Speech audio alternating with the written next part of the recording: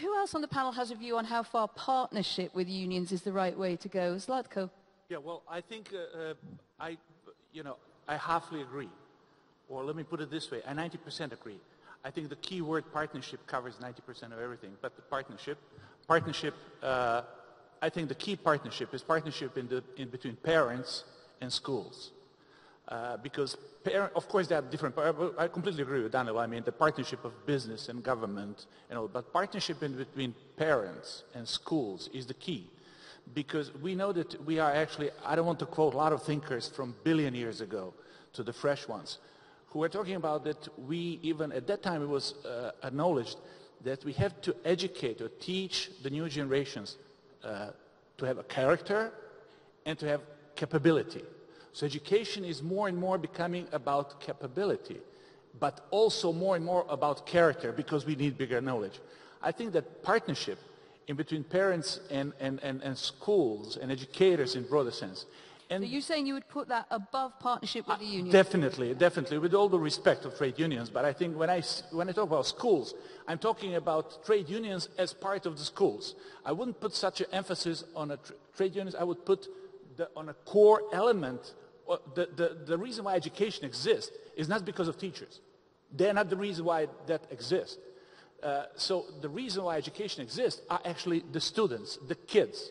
That's one element. Second element, I think that we need more partnership in between of people who are today in this world are caring and thinking about education, and partnership between them and leadership of different countries on different layers. I myself was, until 25 years ago, I was 35 years old as a professor, young professor, computer scientist, thinking that I can teach the things in a class at university and that I can change the world. I even thought that by teaching computers as something that is happening on the horizon will make the world different. But then I was 35 years old, I realized actually that the country is run by the worst students in a variety of the ways. So my point was very simple. I mean, we had to move in arena of politics. And now I think that today we have to be more educators to leaders and being listening to leaders in what their thoughts are. And that type of partnership is something which I consider very important. Because to make a long story short, I think it is very, very important to point out that political will is the key element for any reform. And in order to have political will, we have to have leaders who have political will for it. Political leaders will not be moved by, Andreas had excellent presentation about the facts. They're saying how productivity is raising up and so on and so on. Benjamin Franklin was talking about it a long time ago. But I mean, politicians are moved by, you can move them by why to do something.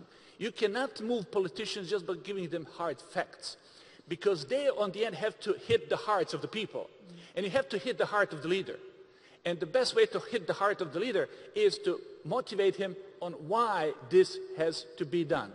And I'll finish later, okay? No, that's great. Yes, well, everyone's dying to come in. Can I just take Zlatko first on that, and Iveta and anyone else? Since I mentioned the very importance of political will, I think, as I said, there is, I mean, no silver bullet in education, and political will definitely is not one. But I think that political will is the key element. It's precondition for everything else. Example that Your Excellency mentioned, that some governments are using or misusing, let's say, education in order to cover up the problem of unemployment, is excellent example of political will, which is completely wrong one. So political will is actually, this is a perfect example. There should be if there is political will to substantially tackle the problem of education. That's what I'm talking about. The substantial tackling education as the key element of the new millennium. To be very precise, you see, when we are talking about how to measure the things, there are a lot of theories. I have my very good friend of mine, professor, prime minister of my country. He was saying to me that in high school, he said to his kids, I want you 3 grades to be A. And I'm satisfied. English, and the third one, pick up what do you like. When I asked him why, he said, I meant math because it teaches you at this stage how to think. English so you can talk to a lot of people more than only people in your neighborhood. And the third one is pick up what you like, because what you like you will spend the rest of your life with. So I mean, that's one of the metrics. But I mean that from yesterday's experience, I was talking to some people yesterday after a very interesting opening presentation. I mean, and this comes to a previous question. I mean, what we have to, with education, to measure and to promote more. Capacity, there are no doubts about it. You have to be capable for something. We are teaching them to be capable of that. But character, I emphasize character. I emphasize cooperation. We have to teach the kids I'm going to make your checklist short, just because the clock's really running against us, and we might just try to get around the floor. You're right, because I have 11 C's, believe me, just like a dream team in football.